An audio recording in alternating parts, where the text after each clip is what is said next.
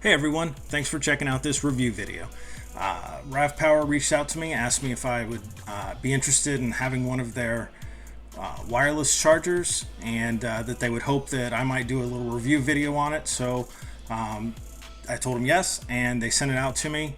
So I've done some comparisons between some other chargers. What I did was I used my iPhone 10s Max, and I ran it down to 20%, and then I used 5 different types of chargers and did a side-by-side comparison.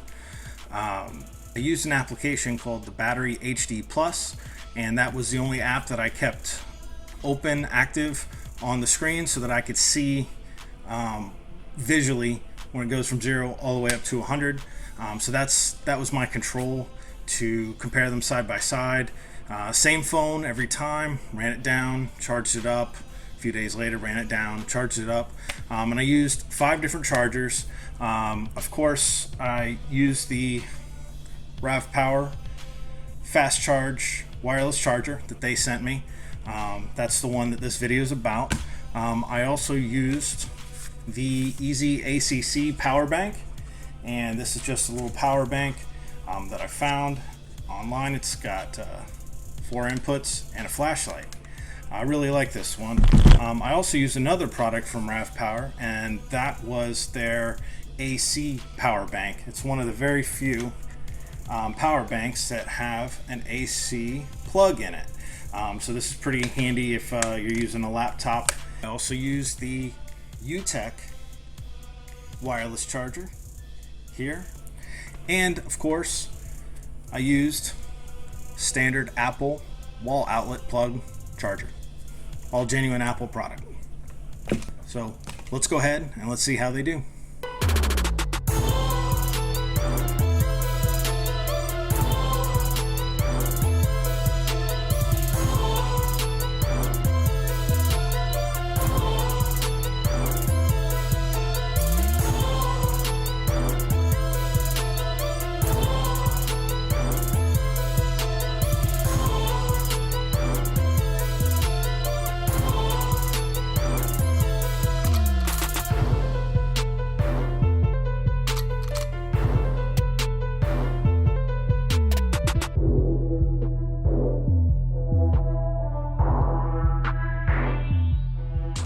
Okay, surprising results. I was very surprised to see that these power banks seem to be the most efficient by far.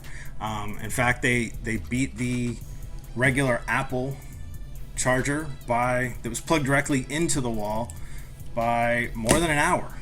So very impressive. As it turns out, both of these wireless pads did not do nearly as well. The Ravpower did do slightly better than the UTech, but when you've been waiting 4 hours, what's another 30 minutes? I would say the biggest pro about using these wireless pads are that they're extremely convenient. You don't have to keep plugging and unplugging. You just grab, look at your phone, set it back down, grab it, set it back down, without having to plug, unplug, plug, unplug. So it probably saves a little wear and tear on the phone. Keep in mind that I was using the iPhone 10X Max, which is not one of the phones listed that can take advantage of their fast charge. So if you're using a Galaxy or some kind of a Samsung that they've listed, potentially you'll have a lot better results with the charging. But for those of us that are using iPhones and looking for wireless charging, it's going to be a slow charge. It's going to be convenient, to put on the charger and take off, but it's not going to be extremely efficient or effective. You're going to have to leave it down for a long time in order to gain any percentage.